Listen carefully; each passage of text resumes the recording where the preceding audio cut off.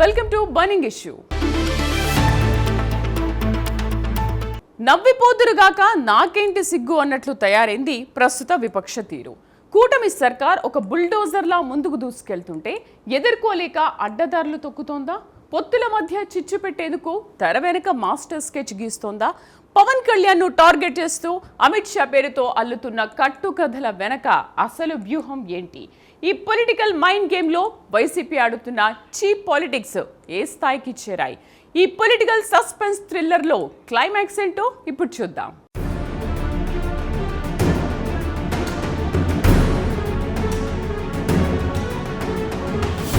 ఆంధ్రప్రదేశ్ రాజకీయాల్లో ప్రస్తుతం ఆసక్తికరమైన పరిణామాలు చోటు చేసుకుంటున్నాయి. కూటమి సర్కార్ రాష్ట్రంలో అత్యంత పటిష్టంగా ఒక బలమైన ఫోర్స్ లాగా ముందుకు సాగుతున్న తరుణంలో విపక్ష శిబిరంలో ఒక రకమైన ఆందోళన కనిపిస్తోందని రాజకీయ విశ్లేషకులు భావిస్తున్నారు. అధికార కూటమి పార్టీల మధ్య ఎలాగైనా చిచ్చు పెట్టాలనే ఒక మాస్టర్ ప్లాన్ తెరపైకొచ్చినట్లు స్పష్టమైన సంకేతాలు ఇస్తోంది.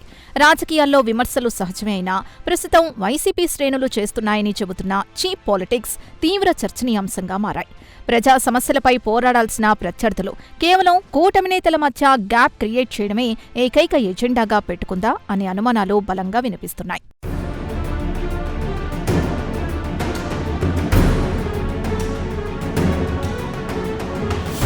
ఈ మొత్తం ఎపిసోడ్ చూస్తుంటే పిల్లి కళ్లు మూసుకొని పాలు తాగుతూ తననెవరూ గమనించడం లేదని మురిసిపోయిన సామెత గుర్తుకు రాక మానదు.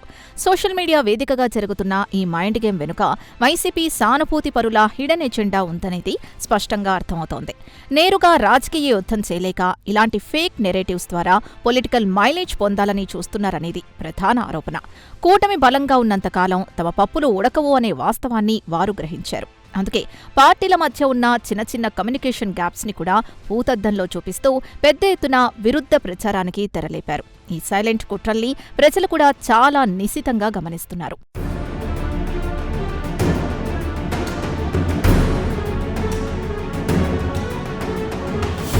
ఇక ఈ మొత్తం కుట్రలో ప్రధాన టార్గెట్గా జనసేన అధినేత పవన్ కళ్యాణ్ కనిపిస్తున్నారు. ఆయన ఇమేజ్ ని డ్యామేజ్ చేయడానికి సోషల్ మీడియా ప్లాట్ఫామ్స్లో లేనిపోని వార్తల్ని క్రియేట్ చేస్తున్నారు. జనసేనాని ఏది మాట్లాడినా దానికి ఒక నెగటివ్ యాంగిల్ జోడించి కట్ అండ్ పేస్ట్ వీడియోలతో ట్రోలింగ్ చేయడం ఒక ఆర్గనైజ్డ్ క్రైమ్ లాగా సాగుతోంది. డిప్యూటీ సీఎంగా ఆయన తీసుకుంటున్న నిర్ణయాల్ని తప్పుబడుతూ కావాలనే ఒక ఫేక్ పర్సెప్షన్ క్రియేట్ చేసే ప్రయత్నం జరుగుతోంది. ఇదంతా కేవలం యాదృచ్ఛికంగా జరుగుతోంది కాదు. దీని వెనుక ఒక పక్కా పొలిటికల్ స్కెచ్ ఉందనే విషయం ఈ పోస్ట్ల ప్యాటర్న్ చూస్తేనే ప్రతి ఒక్కరికి ఇట్టే అర్థమవుతోంది.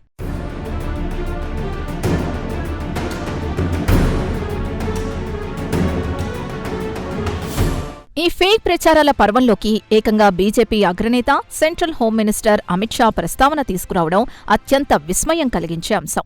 పవన్ కళ్యాణ్ ఢిల్లీ వెళ్లి అమిత్ షాని రహస్యంగా కలిశారని, మాజీ సీఎం జగన్మోహన్ రెడ్డిని వెంటనే అరెస్టు చేయాలని ఆయన కోరారని సోషల్ మీడియాలో ఒక కట్టుకథను అల్లారు. ఇలాంటి సెన్సేషనల్ రూమర్స్ స్ప్రెడ్ చేయడం ద్వారా అటు కేంద్రం పెద్దల్లో ఇటు రాష్ట్ర నాయకుల్లో ఒక రకమైన కన్ఫ్యూషన్ క్రియేట్ చేయాలనేది వారి స్ట్రాటజీగా కనిపిస్తోంది. అసలు జరగని ఒక మీటింగ్ను జరిగినట్లుగా భ్రమింపచేసి దాని చుట్టూ ఒక పొలిటికల్ డ్రామా రక్తి కట్టించడం ఈ చీప్ పాలిటిక్స్కి పరాకాష్ఠని రాజకీయ పండితులు తీవ్రంగా విశ్లేషిస్తున్నారు.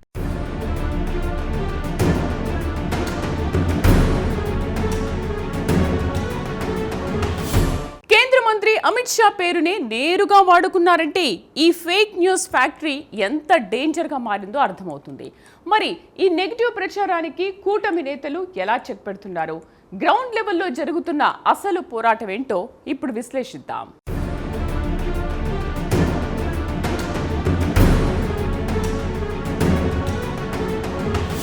నిప్పులేనిదే పొగరాదు అన్నట్లు కూటమిలో ఎక్కడో చిన్న పొరపచ్చాలుంటే చాలు, వాటిని పట్టుకుని పెద్ద మంట రాచేయడానికి ఈ సోషల్ మీడియా గ్యాంగ్ కాచుకుని కూర్చుంది. పలుచోట్ల జనసేన వర్సెస్ టీడీపీ అన్నట్లుగా గ్రౌండ్ లెవెల్లో క్యాడర్ మధ్య ఫైట్ నడుస్తోందని కొందరు పనిగట్టుకుని ప్రచారం చేస్తున్నారు. వాస్తవానికి రెండు వేరువేరు పార్టీలు కలిసి పనిచేస్తున్నప్పుడు స్థానికంగా చిన్నపాటి ఈగో క్లాషెస్ రావడం చాలా కామన్. కానీ వాటిని ఏకంగా రాష్ట్రస్థాయి బ్రేకప్గా పోర్ట్రే చేస్తూ డ్యామేజ్ కంట్రోల్ దాటిపోయేలా చేయడం ఈ కుట్రలో మరో భాగం. దీని ద్వారా రెండు పార్టీల కార్యకర్తల మధ్య ఎమోషనల్ గ్యాప్ పెంచాలనేది ఈ ఫేక్ క్యాంపెయిన్ వెనుకున్న అసలు ఉద్దేశం.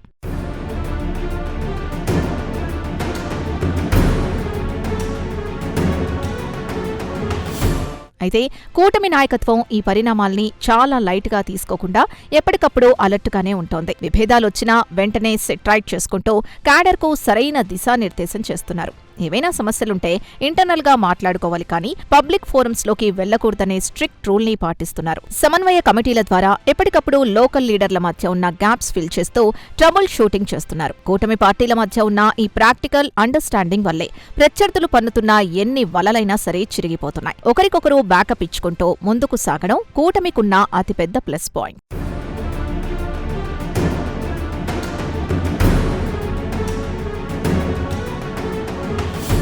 మరి ఇంతలా చేస్తున్న ఈ విరుద్ధ ప్రచారాన్ని జనం నిజంగానే నమ్ముతారా అన్నది ఇప్పుడు ఆసక్తికరమైన ప్రశ్న. నేటి తరం ఓటర్లు చాలా స్మార్ట్ గా ఆలోచిస్తున్నారు. సోషల్ మీడియాలో వచ్చే ప్రతి వార్తను బ్లైండ్ గా నమ్మే పరిస్థితి లేదు. ఏది ఫేక్ న్యూస్, ఏది రియల్ ఫ్యాక్ట్ అనేది క్రాస్ చెక్ చేసుకునే అవేర్నెస్ పబ్లిక్ లో బాగా పెరిగింది. అందుకే కావాలని పనిగట్టుకుని ఒక నాయకుడి మీద బురద చల్లితే అది చివరికి వారి మీదే పడుతుందనే లాజిక్ ని విపక్షాలు మిస్ అవుతున్నాయి. పైగా ఇలాంటి నెగటివ్ పాలిటిక్స్ వల్ల కూటమి మీద సింపతి పెరుగుతోందే తప్ప ప్రజల్లో వారి పట్ల వ్యతిరేకత రాదు అని సర్వేలు సైతం స్పష్టమైన సంకేతాలిస్తున్నాయి.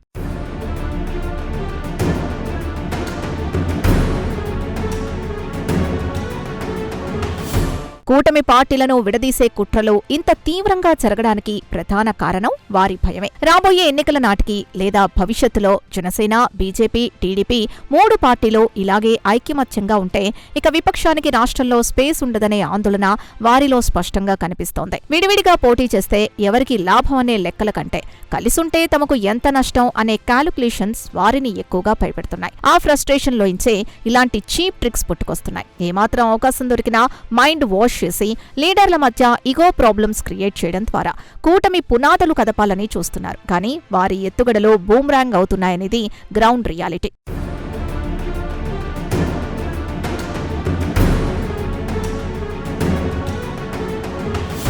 ప్రత్యర్థుల ఎత్తుగడలు వాళ్లకే రివర్స్ అవుతున్నా ఈ మైండ్ గేమ్ మాత్రం ఆగడం లేదు. అయితే ఈ పొలిటికల్ చెస్ బోర్డ్ మీద కూటమి వేయాల్సిన తదుపరి అడుగులు ఏంటి? ఫేక్ ప్రచారాల పాయిజన్కు విరుగుడు ఎలా తయారు చేయాలో తదుపరి అంశాల్లో చూద్దాం.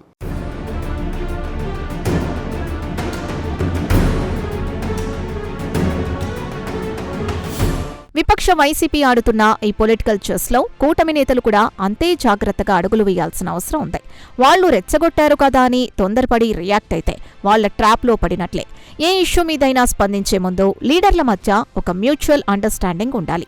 ఒకరి స్టేట్మెంట్స్ని మరొకరు ఓన్ చేసుకుంటూ జాయింట్ వాయిస్ వినిపించినప్పుడే ఇలాంటి కుట్రలకు చెక్ పెట్టగలం. చిన్న కమ్యూనికేషన్ గ్యాప్ కూడా ప్రత్యర్థులకు పెద్ద వెపన్గా మారే ఛాన్స్ ఉంది. కాబట్టి లీడర్స్ మధ్య నిరంతర డైలాగ్ ప్రాసెస్ కంటిన్యూ అవ్వాలి. అప్పుడే ఈ ఫేక్ సోషల్ మీడియా క్యాంపెయిన్స్కు సరైన కౌంటర్ ఇచ్చినట్లు అవుతోంది.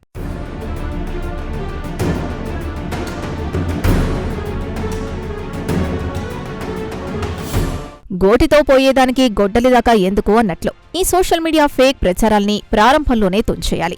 కొందరు కావాలని స్ప్రెడ్ చేస్తున్న ఈ పాయిజన్ని కౌంటర్ చేయడానికి కూటమి పార్టీలు ఉమ్మడిగా ఒక బలమైన డిజిటల్ డిఫెన్స్ మెకానిజంని ఏర్పాటు చేసుకోవాలి. అబద్ధం ప్రపంచమంతా చుట్టి వచ్చేలోపు నిజం షూస్ వేసుకొని రెడీగా ఉండాలన్నట్లు ఫేక్ వార్త బయటకు రాగానే ఫ్యాక్ట్ చెక్తో దాన్ని తిప్పికొట్టాలి. దీనికోసం ప్రత్యేకంగా ఒక సోషల్ మీడియా కోఆర్డినేషన్ టీంని పెట్టుకుని ఎప్పటికప్పుడు అప్డేట్స్ ఇస్తూ ప్రజల్లో సరైన సమాచారం వెళ్లేలా చూసుకోవాలి.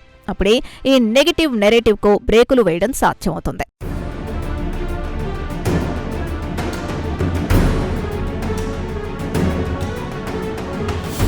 అలాగే గ్రౌండ్ లెవెల్లో ఉన్న కార్యకర్తలు కూడా ఈ పరిణామాలపై స్పష్టమైన అవగాహన కల్పించాలి.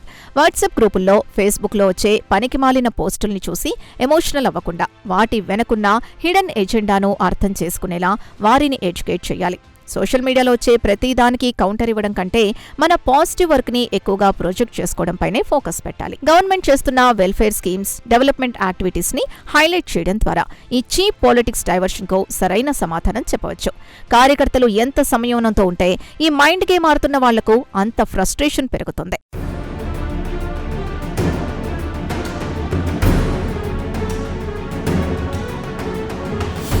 మొత్తంగా చూస్తే కూటమి సర్కార్ను నేరుగా ఢీకొట్టలేకనే ఇలాంటి షాడో పాలిటిక్స్ ని ఆశ్రయిస్తున్నారనేది రాజకీయ వర్గాల్లో బలంగా వినిపిస్తున్న మాట.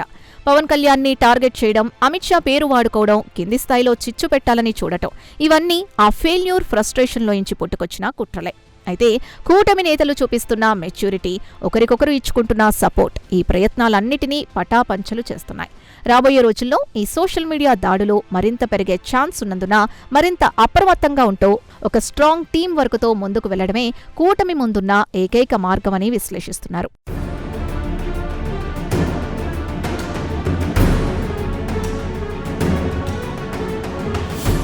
అబద్ధం రెక్కలు కట్టుకుని ఎగురుతున్న ఈ సోషల్ మీడియా యుగంలో నిజం గెలవాలంటే సంయమనమే అసలైన ఆయుధం.